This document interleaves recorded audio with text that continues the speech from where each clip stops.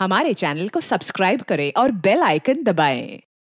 इस आरती को ढूंढो किसी भी तरह से, क्योंकि फोरेंसिक के मुताबिक जो कंकाल हमें मिला था वो किसी फीमेल का नहीं, मेल का है, मतलब आरती का नहीं।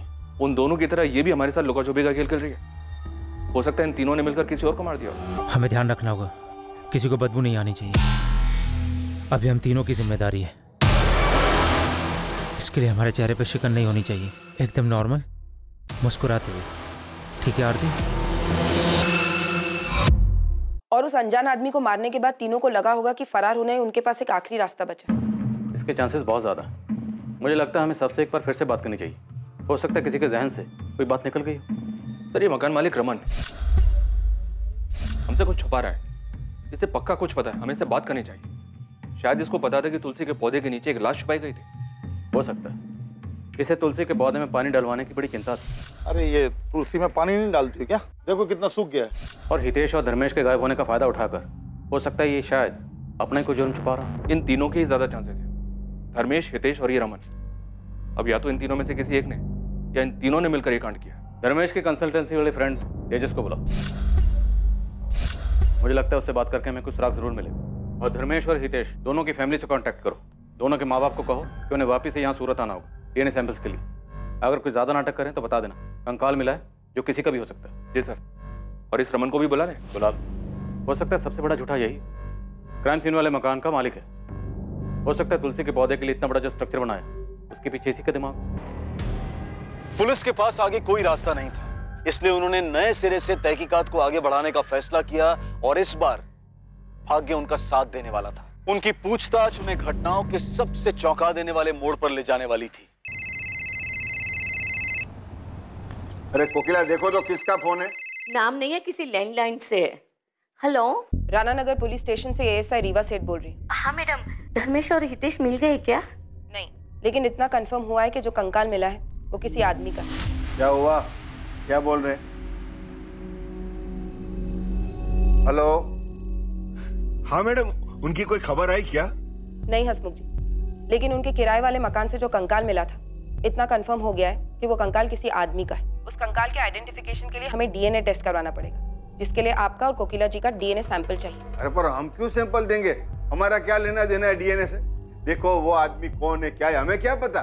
देखिए हसमुख जी, अभी तक हमें भी नहीं पता चला है कि किसका मर्डर हुआ है, लेकिन पूरी संभावना है कि हितेश या धर्मेश दोनों में से एक हो सकता है। संभावना है? मतलब अभी तक तुम लोग संभावनाओं पर ही टिके हुए हो? अभी कुछ दिन पहले तुमने अंदाजा लगाया था कि वो दोनों मर्डरर है, और आज तुम अंदाजा लगा रहे हो कि वो दोनों विक्टिम है। हम ये बात नहीं कह रहे हैं कि वो कंकाल धर्मेश और हितेश के ही हैं, वो किसी और के भी हो सकते हैं। पर ये बात कंफर्म करने के लिए हमें डीएनए टेस्ट करना होगा ताकि शक की कोई गुंजाइश ना रहे। रूटीन प्रोसीजर है। हम सूरत आ जाएंगे। Thank you so much. क्या कह रही थी पुलिस? कुछ पता चला दोनों का? पुलिस कह रही है कि जो कंकाल उन्हें मिला है वो हितेश या धर्मेश में से किसी का हो सकता है।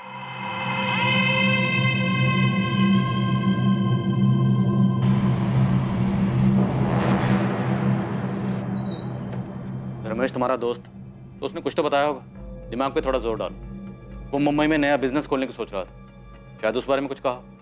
सर, धर्मेश ने मुझसे मुंबई जाने के बारे में कोई बात नहीं करी थी और नया बिजनेस शुरू कर रहा था। क्या हुआ? क्या सोच रहे? सर, बात थोड़ी पुरानी है, पता नहीं आपके काम की है भी या नहीं। तेजस काम की है या नहीं है ये हम देखेंगे। तुम्हें जो भी पता है बताओ। सर, एक बार धर्मेश ने मुझसे कहा था कि वो अपना फोटो स्टूडियो शुरू करना चाहता है। Dharmesh photo studio? हाँ सर, कॉलेज में उसने फोटोग्राफी का कोर्स भी किया था। फोटोग्राफी के बारे में तो हमें किसने कुछ नहीं बताया। सर, 4 या 5 साल पुरानी बात है, जब उसने कंसल्टेंसी फर्म ज्वाइन करी थी तब उसने मुझे बताया था। सही है यार, तूने निकाला ये। बताया नहीं यार तूने कभी कि तू इतना बेहतरीन फोटोग्राफर है। इस फर्म में क्या कर रहा है तू? बाहर निकल, बहुत पैसा है फोटोग्राफी में। तुझे क्या लगता है मैंने ट्राई नहीं किया होगा? खुद का स्टूडियो था मेरा, कुछ करना चाहता था, सोचा था। बस जरूरी नहीं ना जो सोचे वो हो जाए। क्यों? ऐसा क्या हुआ? याद मत दिला। उस नरेंद्र को अपना पार्टनर बनाया, दोनों ने मिलकर साथ पैसों का जुगाड़ किया, स्टूडियो खोला, लेटेस्ट इक्विपमेंट डाले, सब अच्छा चल रहा था। फिर पता नहीं किसी ने उसके कान भर दिए, धोखा दिया उसने मुझे। काफ़ी झगड़ा हुआ हम दोनों के बीच में। फिर खटास इतनी बढ़ गई, स्टूडियो बंद करना पड़ा। तुम जानते हो इस नरेंद्र को? इसके बारे में और कुछ बताया था? नहीं सर, धर्मेश ने बताया था कि वो उसका कॉलेज का फ्रेंड है। सर धर्मेश ने अपने कंपनी वाले रेज्यूमे में अपने कॉलेज का नाम Shankar Moolchandani college of arts and commerce लिखा है। तेजस, जिस झगड़े का जिक्र धर्मेश ने किया था वो बड़ा झगड़ा था, मतलब मारपीट हुई थी? वो तो पता नहीं, पर इस बारे में बात करते समय बहुत उदास हो गया था वो। ठीक है, हो सकता है इन्फॉर्मेशन हमारे कुछ काम की, लेकिन अगर तुम्हें कुछ भी याद आए तो तुरंत हमें कांटेक्ट करना। Okay sir. उसके कॉलेज में पता करें सर, हो सकता है ये धर्मेश नरेंद्र के बैच का ही हो। हाँ पता करो, अच्छा खासा बिजनेस था, हो सकता है कि नरेंद्र की वजह से हाथ से निकला हो। किसी बहाने से बुलाया नरेंद्र को वहां पर सालों पुरानी भड़ास निकालने के लिए। अब मुमकिन है कि वो स्केल्टन नरेंद्र का। पता करता हूँ सर। जी, नरेंद्र नाम का एक स्टूडेंट था हमारा, धर्मेश वगेला की ही क्लास में था वो। 2011 में ही ग्रेजुएट हुए थे दोनों। कोई कांटेक्ट नंबर या और कोई डिटेल है आपके पास? कांटेक्ट नंबर तो नहीं है, लेकिन एड्रेस है उसका। वो देहरादून से ही था। ठीक है, एड्रेस दीजिए।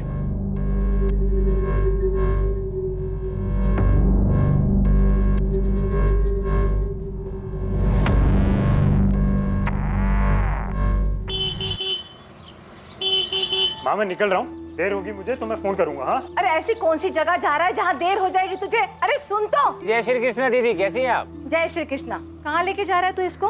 हाँ, और ये बताता क्यों नहीं कहाँ जा रहा है? अरे दीदी, उस जगह से आपको बहुत नफरत है। अगर आपको बताएंगे ना तो आप हमें जाने नहीं दोगे। मुझे कौन सी जगह से नफरत है? अरे जल्दी चलो मामू, नहीं तो माँ को सब याद आ जाएगा। तो अरे रुक रुक धर्मेश, अरे माँ को सब याद आ गया। पिक्चर दिखाने के लिए लेके चलो जा रहा है ना? चलो बाय माँ। समझते नहीं है दोनों। हाँ माँ, मन और आदत दोनों ही खराब कर दी थी फिल्में। हाँ, आजकल की फिल्में कुछ अच्छी बातें नहीं दिखाती है। क्या माँ, तुझे तो खुश होना चाहिए मामा भांजे की ऐसी दोस्ती देख के। माँ, पुलिस क्या कह रही है कि धर्मेश और हितेश दोनों ने एक दूसरे को? नहीं सरला, वैसा नहीं कर सकते। पुलिस ने पहले भी गलती की है ना। तुम दोनों धीरज रखो, पुलिस से बात करने दो। चलिए अंदर बुलाते हैं। जी चलो। हमने सुना वो तुलसी कह रहा तुमने बनवाया था? नहीं, आपको किसने बोला? क्यों, एक और मर्डर करने का इरादा है क्या? भावनी ने बताया, उसी भावनी ने जिसे तुम बार बार तुलसी क्यारे में पानी डालने के लिए बोलते थे। बड़ी चिंता थी तुम्हें सूखे हुए तुलसी के पौधे की? नहीं, वो तो तुलसी का पौधा था तो मैंने देखा तो बोल दिया पानी डालो, वरना मेरा कोई और इरादा नहीं था।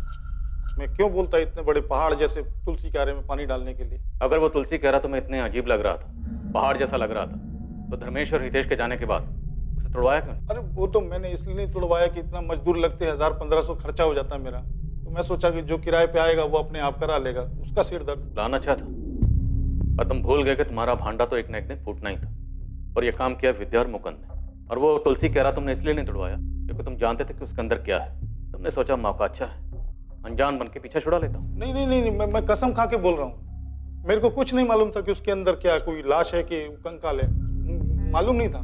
मालूम होता तो मैं क्यों तोड़वाने को बोलता, अपने पैर पे कुल्हाड़ी क्यों मारने को बोलता?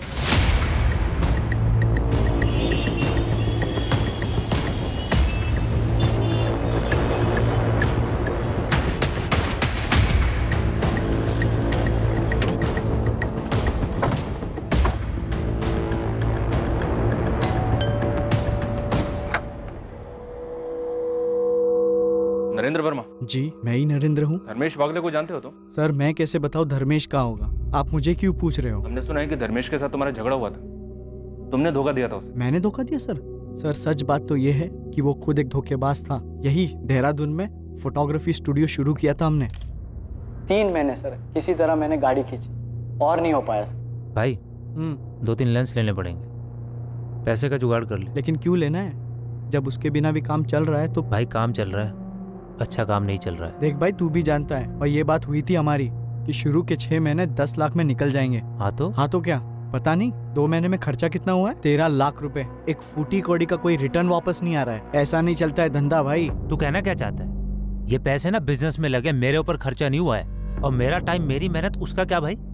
मुझे भी रिटर्न नहीं मिला है। यार एक काम करते हैं, ये पार्टनरशिप खत्म कर देते हैं। मतलब धर्मेश के ऊपर बहुत गुस्सा था तुम्हें? आप गलत तार छेड़ रहे सर, मैंने आपको पहले ही बता दिया।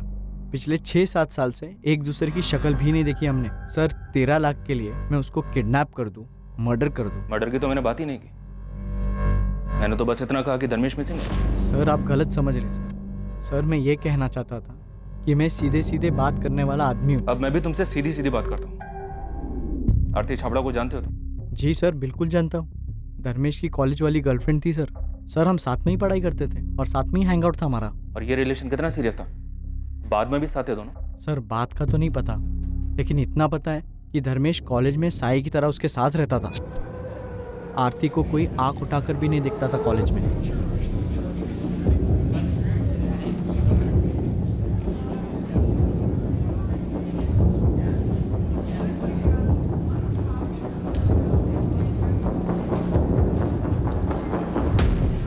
एक मिनट,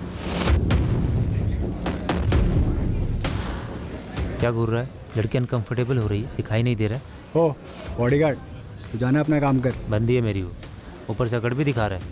यार से समझा रहा हूँ ना, मत कूद। ओ बॉडीगार्ड, मैं तो घूरूंगा।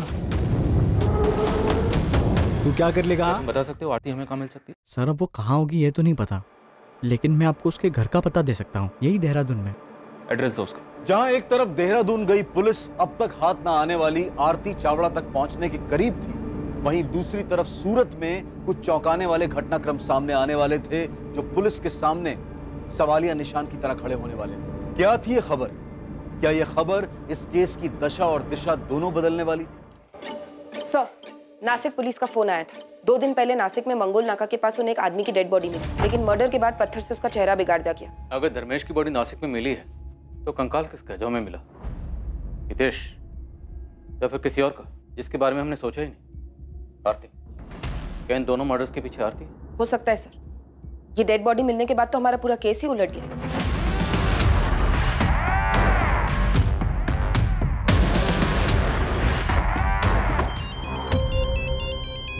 अरे वाह, बोलो। व्हाट? धर्मेश की डेड बॉडी मिली है? आरती के घर पहुंच गया हूं मैं, देखता हूं यहां से क्या मिलता है।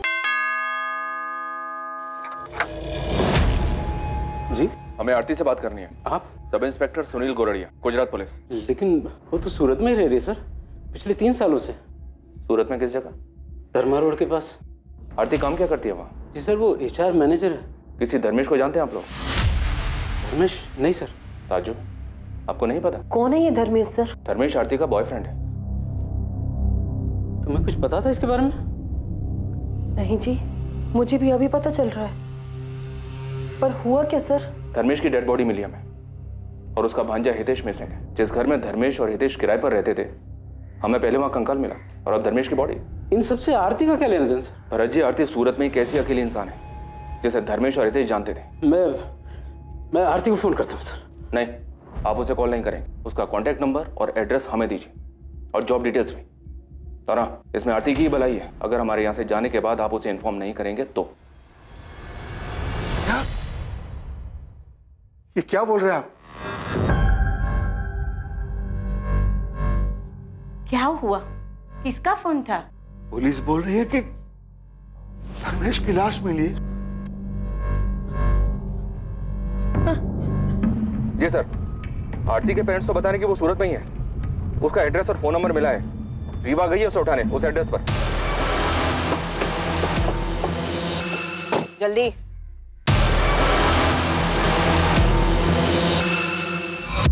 आरती, तुम्हें हितेश और धर्मेश को ढूंढने में हम अपना पहले ही बहुत वक्त बर्बाद कर चुके हैं।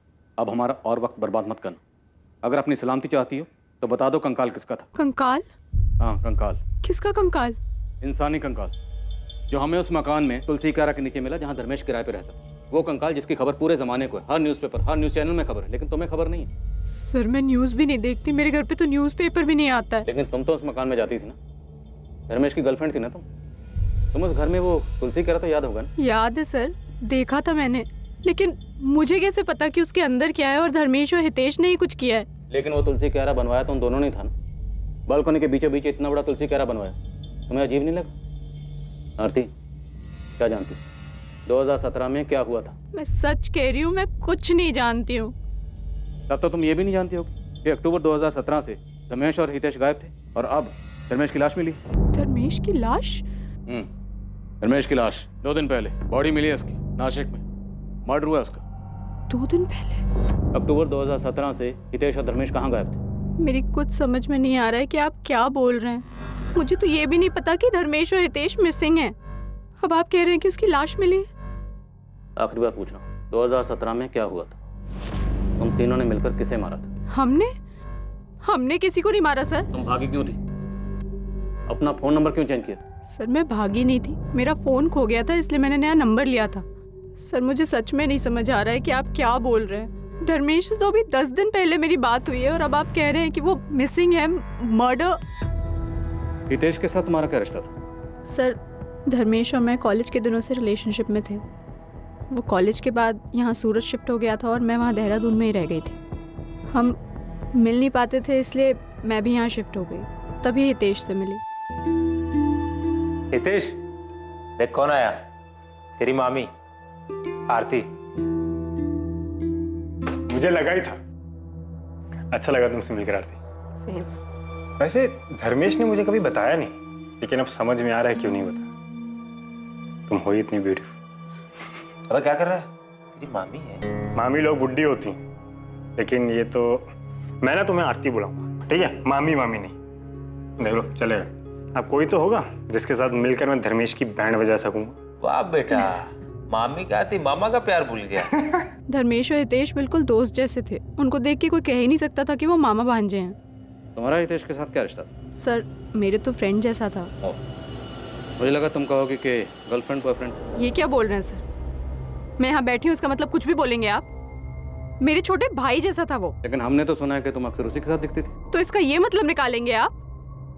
जरूरी है कि लड़की जिस भी लड़के के साथ दिखे वो उसका बॉयफ्रेंड ही हो? भाई या दोस्त नहीं हो सकता? बिल्कुल हो सकता, लेकिन भाई जैसा दोस्त अगर मिसिंग हो, बॉयफ्रेंड का मर्डर हुआ और जहाँ वो दोनों रहते थे वहीं तुलसी कैरा के नीचे कंकाल मिले, तो चीजें इतनी आसान नहीं है। ये कहना मुश्किल है कि लड़की जिसके साथ घूम रही थी वो भाई था, दोस्त था, क्या था? सर मुझे सच में समझ नहीं आ रहा है कि मैं आपसे क्या बोलूं।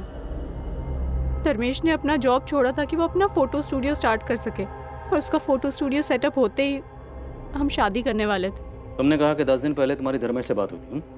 वो सिर्फ तुम्हारे कांटेक्ट में था, अपने घर वालों के क्यों नहीं? सर मुझे सिर्फ इतना पता है कि वो अपने फोटो स्टूडियो के लिए पार्टनर्स ढूंढने के लिए गुजरात और बॉम्बे में घूम रहा था। फिर अक्टूबर 2017 में उसने मुझे फ़ोन पर ही बताया कि उसने और हितेश ने वो घर खाली कर दिया है। सर उसके बाद उन दोनों से मेरा कांटेक्ट टूट गया। मैंने 1 महीने तक फ़ोन किया लेकिन कोई बात नहीं कर रहा था। दोनों का फ़ोन स्विच ऑफ आ रहा था। फिर 1 महीने बाद धर्मेश का लैंडलाइन नंबर से फ़ोन आया। हेलो आरती, धर्मेश बोल रहा हूँ। कैसी हो तुम? कैसी हूँ मैं? कैसे छोड़ के गए थे तुम?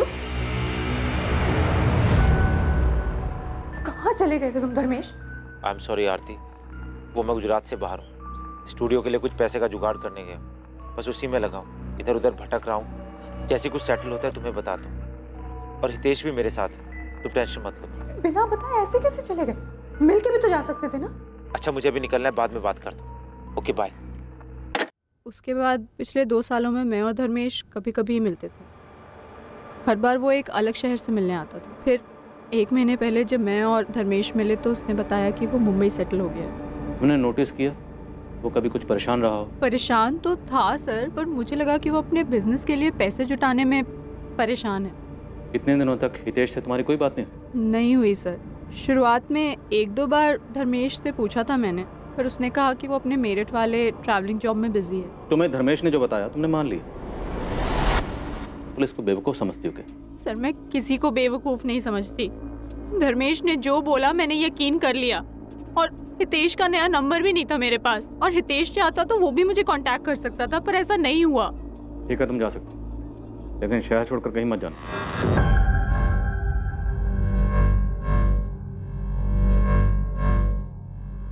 झूठ बोलिए लड़की। हाँ सर, जवाब देते वक्त कुछ और ही सोच रही थी। जब धर्मेश और हितेश के गायब होने के बारे में पूछा तो बात घुमा दी, और लड़की के चेहरे और आंखों में वो तकलीफ बिल्कुल नहीं है जो एक लड़की के अपने बॉयफ्रेंड और होने वाले पति की मौत की खबर सुनकर होनी चाहिए।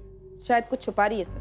मुझे लगता है वो कंकाल हितेश का ही था, धर्मेश के साथ मिलकर मार डाला। फिर हमें कंकाल मिला। आरती और धर्मेश को पता चल गया होगा कि पुलिस उनको ढूंढ रही है। बात हितेश के मर्डर की थी तो हो सकता है धर्मेश को गिल्ट फील हुआ हो।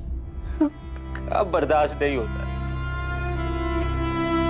तुम्हें नहीं आना मत आओ, तुम्हें कुछ नहीं होगा। मैं सरेंडर करने जा रहा हूँ। नहीं धर्मेश, ऐसा कुछ नहीं करोगे तुम। ऐसा सोचना भी मत। पूरी जिंदगी जेल में काटनी पड़ेगी। और तुम्हें क्या लगता है ये सरेंडर कर देने से तुम्हारा गिल्ट कम हो जाएगा? नहीं, ऐसे एटलीस्ट हम साथ तो रह सकते हैं ना। कुछ दिनों में ना ये मामला भी सारा ठंडा पड़ जाएगा। तुम पहले शांत हो जाओ। तुम्हें लगता है मामला ठंडा पड़ जाएगा आरती?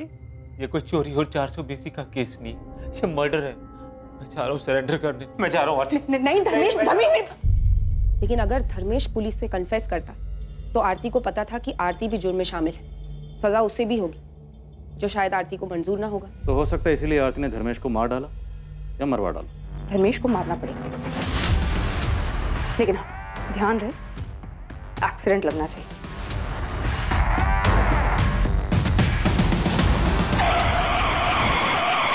वही तो सर, अगर आरती का प्लान धर्मेश को मारने का था तो फिर चेहरा क्यों बिगाड़ा? ताकि बॉडी की शिनाख्त ना हो पाए, हम किसी नतीजे पर ही नहीं पहुंच पाए। हम धर्मेश को ढूंढते रहते और धर्मेश हमें कभी मिलता ही ना। और ये आरती हमारे सामने बेचारी गर्लफ्रेंड की एक्टिंग करती रहती, हमें यही कहती कि मेरा प्रेमी मुझे धोखा देकर भाग गया और मर्डर कर दिया उसने। और हमें भी यही लगता कि बेचारी गर्लफ्रेंड कितना सच बोली, जबकि उसका असली सच हमारे सामने कभी ना आता। सर, हमने कहीं आरती को छोड़कर गलती तो नहीं कर दी? अगर ऐसा है तो वो भाग भी सकती है।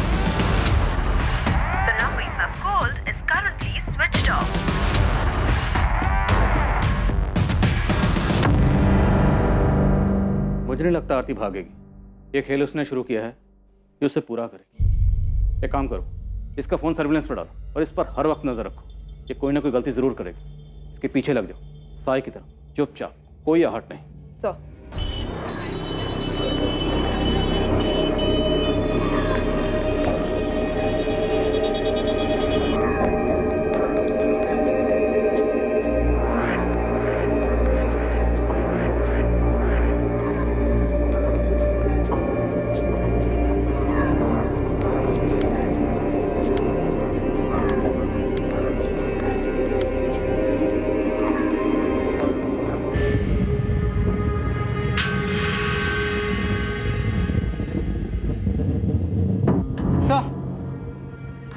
सर डीएनए रिपोर्ट आ गई।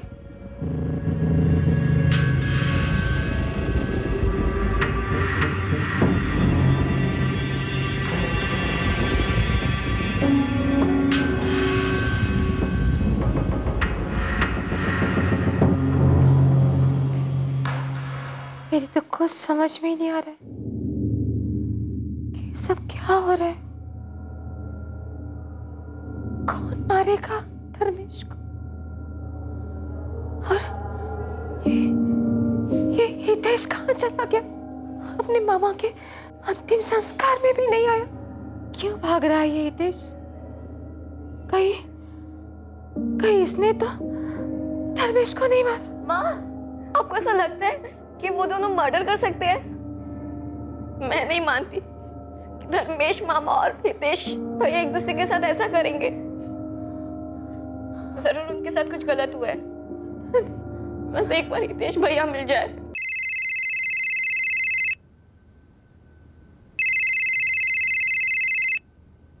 शायद पुलिस का फोन है। हेलो,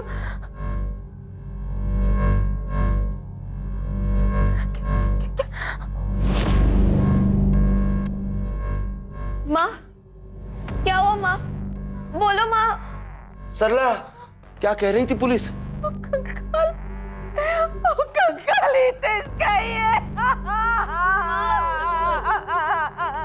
काल की आइडेंटिटी के खुलासे ने केस को पलट कर रख दिया था।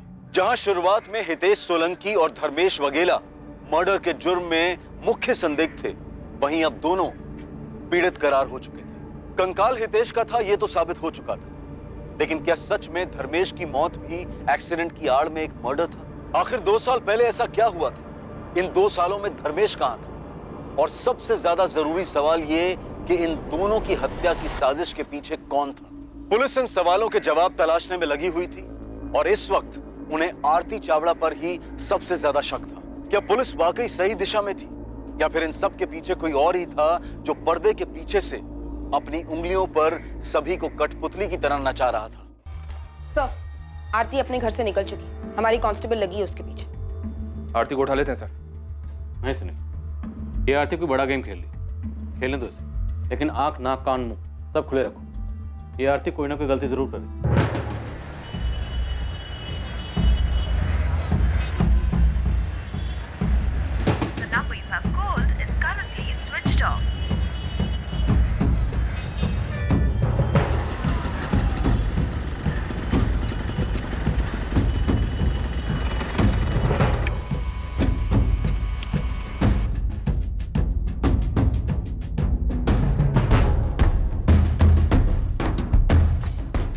જે નંબર ડાયલ કર્યો છે તે પહોંચી બહાર છે। पिछले कुछ दिनों से काफी परेशान हूँ।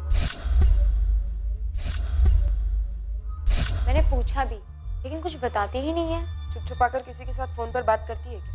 सर किसी से बात होती है या नहीं होती ये तो मुझे नहीं पता, लेकिन मैंने उसे बार बार फोन करते हुए देखा है। कभी उदास हो जाती है और ज्यादातर चिड़चिड़ी रहती है। कोई अंदाजा है आपको कौन है वो जैसे फोन करती है? नहीं सर, इससे ज्यादा कुछ नहीं पता।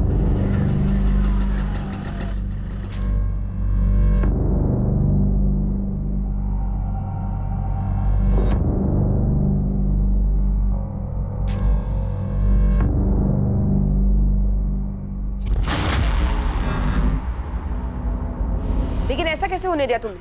वो गायब कैसे हो गई? बहुत ही चालाक औरत है ये आरती। पता नहीं उसे कैसे शक हो गया कि मैं उसका पीछा कर रही थी। मैडम टेंशन मत लो, फिर भी मैंने उसका पीछा किया है। ज्यादा दूर नहीं गई है वो, यही एक रेस्टोरेंट के अंदर बैठी है मैडम। सर आरती के कॉल रिकॉर्ड से नंबर मिला है। पिछले 6 महीने में आरती के इस नंबर पे बहुत बातें हुई थी। नंबर के बारे में पता किया तो पता चला ये तो आरती के नाम पे रजिस्टर्ड है। आरती के नाम? सुनील, ऐसा कौन हो सकता है जिसे आरती खुद के नाम पर लिया हो सिम देगी? उसका बॉयफ्रेंड धर्मेश? पक्का हो सकता है सर। सर, कांस्टेबल सपना का फोन आया था। उसने आरती को किसी आदमी के साथ एक रेस्टोरेंट में देखा है। एक लड़का था सर, काफी लंबी बात हुई। आरती उस पर चिल्ला रही थी। वो पैकेट जो एटीएम के बाहर सपना ने देखा था आरती के हाथ में, वो आरती ने उसे दिया और फिर आरती निकल गई वहां से। कौन था वो? वो तो पता नहीं चला सर। सपना ठीक से शक्ल नहीं देख पाई। वो पीछे से रेस्टोरेंट के किचन डोर से बाहर निकल गया। ये वही आदमी है सर जिसे आरती ने धर्मेश को मारने के लिए हायर किया था। मुझे भी ऐसा ही लगता है सर। शायद आरती उसे मर्डर का पेमेंट दे रही थी, या फिर वो आदमी आरती को ब्लैकमेल कर रहा होगा, इसलिए आरती गुस्से में थी और परेशान भी। पैसे जो देने पड़ रहे थे उसे। और देर नहीं करते सर, आरती को उठा लेते। ज्यादा मेहनत भी नहीं करनी पड़ेगी। 2 थप्पड़ देंगे, तोते की तरह सब उगल देगी। ठीक है, उठाओ उसे।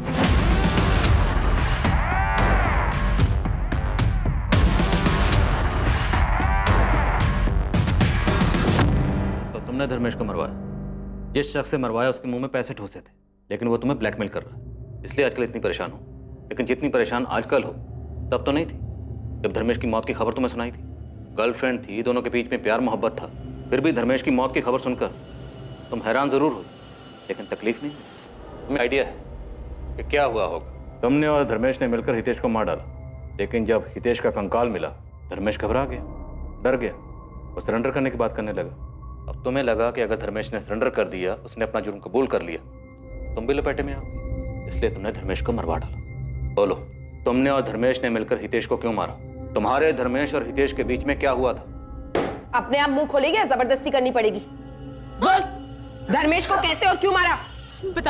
बताती हूँ। मैंने किसी को नहीं मरवाया। जैसा आप सोच रहे हैं वैसा बिल्कुल नहीं है। मेरा किसी के मर्डर में कोई हाथ नहीं है। तो किसका हाथ है? गोल गोल मत घुमाओ, सीधा मुद्दे पे आओ। धर्मेश का है। धर्मेश का? तो तुम्हारी ये लव स्टोरी मर्डर मिस्ट्री में कैसे तब्दील हुई? तुमने और धर्मेश ने मिलकर हितेश को क्यों मारा? सर, मैंने किसी को नहीं मारा। इनफैक्ट मुझे तो ये भी नहीं पता था कि वो आप लोगों से छुपकर यहाँ वहाँ घूम रहा है। फिर उस दिन जब आप लोगों ने बताया कि उसकी लाश मिली है तो मैं खुद शॉक में थी। मेरी अभी तो उससे बात हुई थी। अभी बात हुई मतलब? सर, उस दिन जब आपने मुझे बताया कि धर्मेश की लाश 11 तारीख को मिली, और मेरी खुद उससे फोन पे 12 तारीख को बात हुई। धर्मेश जिंदा है तो वो कौन था जिसकी बॉडी नासिक में मिली? तुमने और धर्मेश ने मिलकर किसे मारा? सर, मैंने किसी को नहीं मारा। किसने मारा? सर, मैंने किसी को नहीं मारा। मुझे तो खुद समझ नहीं आ रहा है कि ये सब क्या हो गया है। तो ये सब कुछ तुमने उस दिन क्यों नहीं बोला पुलिस स्टेशन में? क्योंकि प्यार करती हूँ मैं उससे। मैं खुद पूछना चाहती थी, उसके मुंह से सुनना चाहती थी कि उसने आखिर किया क्या है। उस दिन यहाँ से निकलने के बाद मैं उसका फोन ट्राई कर रही थी, लेकिन उसका फोन बंद आ रहा था। इसी बात की तसल्ली करने के लिए मैं उसके अंतिम संस्कार में भी गई। आखिर वो बॉडी है किसकी? धर्मेश की तो नहीं है। कल सडनली उसका मुझे फोन आया तो मैंने उसे मिलने के लिए कहा। पैसे लाई हो? हाँ लाई हूँ। और हितेश कहाँ है? कुछ बोल क्यों नहीं रहे हो? कहाँ है हितेश? और वो कंकाल किसका था? कुछ तो बोलो। पुलिस मुझे परेशान कर रही है। मैंने भरोसा किया है तुम्हारा, प्यार करती हूँ तुमसे। क्या किया है तुमने? प्लीज बताओ। बहुत बड़ी गलती हो गई। कैसे बताओ? मैंने हितेश को मार दिया। वो कंकाल भी हितेश का है। तो पुलिस जो बोल रही है वो सच है? इन्हीं हाथों से मारा हितेश को, और कोई रास्ता नहीं बचा था। उसे मारने के बाद मैं बहुत डर गया था। समझ ही नहीं आ रहा था कि उसकी डेड बॉडी के साथ क्या करूं। फ्लैट से बाहर तो बिल्कुल नहीं ले जा सकता था उसको। फिर मेरी नज़र हितेश के बनाए उस बड़े से तुलसी क्यारा पर पड़ी।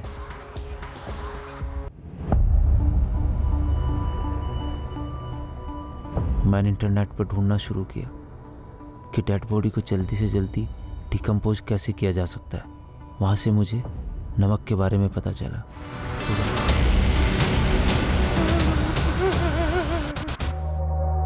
मुझे पता था मेरे पास वक्त नहीं है। कितना भी भाग लूं, कभी ना कभी तो पकड़ा ही जाऊंगा। नासिक में किसको मारा था? किसकी बॉडी थी धर्मेश? उसको मैंने नहीं मारा था, एक्सीडेंट हुआ था उस आदमी का। मेरी लाश मिलने पे सारा बवाल ही खत्म हो जाता। पुलिस किसी नतीजे पे पहुंचती ही नहीं, केस ही बंद हो जाता। पर तुमने ऐसा किया ही क्यों? क्यों मारा है हितेश को? मुझे बहुत अफसोस है इस बात का। बहुत बड़ा पाप हो गया मुझसे। हम यहाँ से भाग चलते हैं कहीं दूर, बहुत दूर। मैं जानता हूँ मुझसे जो हुआ है उसे भुलाना बिल्कुल भी आसान नहीं। फिर तुम सच में मुझको एक मौका दो। सच में तुमसे बहुत प्यार करता हूँ आरती। कोई जल्दी नहीं है, समझ लो। जब तुम्हें जवाब देना है तब देना, मैं कॉल करूँगा। धर्मेश ने तुम्हें पूरी राम कहानी तो सुना दी, पर यह नहीं बताया कि उसने हितेश को मारा क्यों। नहीं बताया, नहीं बताया। आरती ने जो पुलिस को बताया, क्या वो वाकई में सच था? क्या सच में धर्मेश ने अपने जिगरी दोस्त, अपने भांजे हितेश की हत्या की थी? क्या धर्मेश ने इस हत्या को अकेले अंजाम दिया था, या फिर कोई और भी इसमें शामिल था? शायद सच सामने आ चुका था, लेकिन इस हत्या का मकसद अब भी एक राज ही था, जिसे केवल धर्मेश जानता था, और वो अब भी फरार था।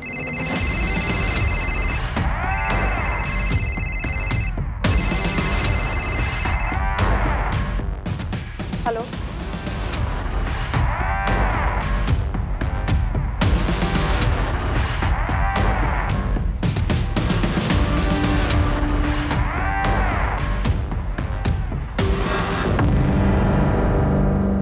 थैंक यू आरती आने के लिए। हम यहाँ से कहीं बहुत दूर चले जाएंगे।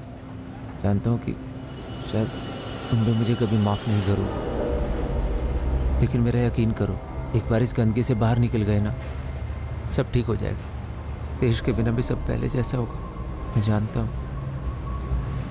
कि देश कभी वापस नहीं आएगा, पर मैं वादा करता हूँ पूरी ज़िंदगी प्रायश्चित पे गुजार दूँगा।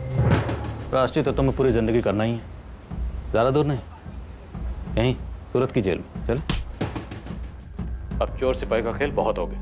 अब बस, इससे पहले कि मेरे सब्र का बांध टूटे और तेरी हड्डी पसली तोड़े, सब कुछ सच सच बोल दे। मुझे बहुत अफसोस है, मैंने अपने दोस्त जैसे भांजे हितेश को मार डाला। मेरी मजबूरी थी, नहीं मारता तो क्या करता। तो ऐसी कौन सी मजबूरी थी जो अपने बेस्ट फ्रेंड को मार डाला?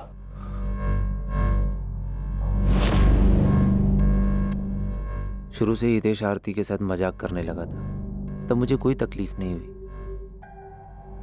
फिर धीरे धीरे मैंने देखा कि आरती ने भी हितेश में इंटरेस्ट लेना शुरू कर दिया। मैंने फिर भी कोई सवाल नहीं किया, लेकिन उनके बीच की करीबी खुल के सामने आने लगी थी।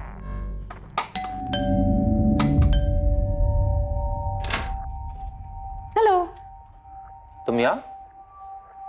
बताया नहीं तुम यहाँ आने वाली थी।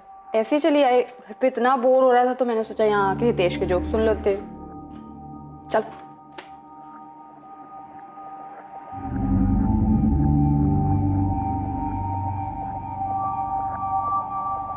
वो पहली बार था जब शक ने मेरे मन में घर किया। उसके बाद आरती घर आने लगी थी मेरी गैर मौजूदगी में।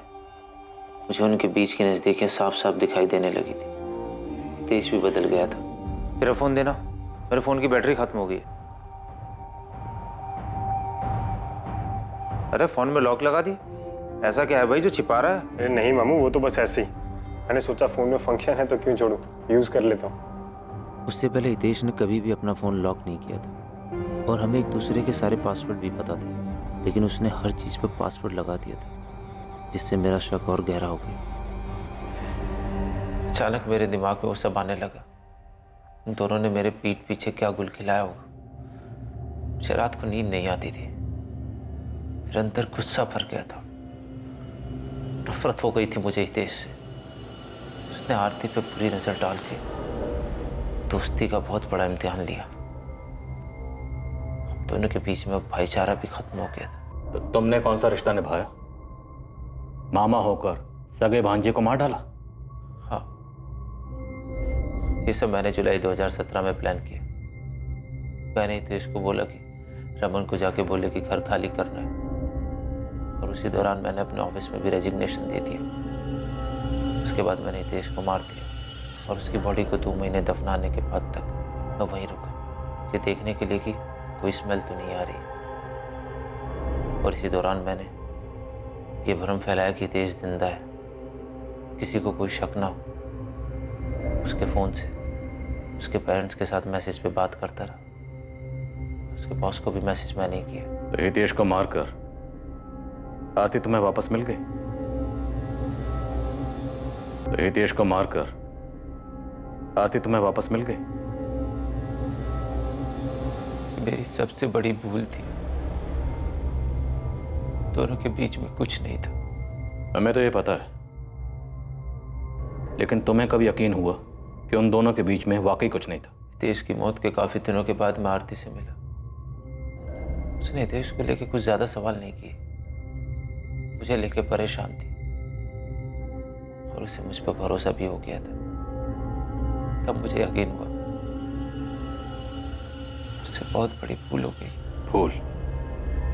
भूल नहीं, तुमने मर्डर किया। महज शक की बुनियाद पर तुमने किसी की जान ले ली।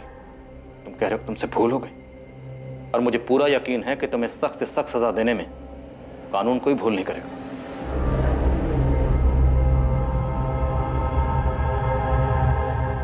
करने से पहले मुझसे तो पूछ लेते। हितेश छोटे भाई जैसा था मेरे, तुम्हारे छोटे भाई जैसा था। आरती मैंने बस करो धर्मेश, सुनने को कुछ नहीं छोड़ा तुमने। प्यार भरोसा सब बर्बाद कर दिया। पूछती रही, तुमने कभी नहीं बताया। अब तुम्हें क्या लगता है ये सब कुछ होने के बाद मैं तुम्हारा साथ दूंगी?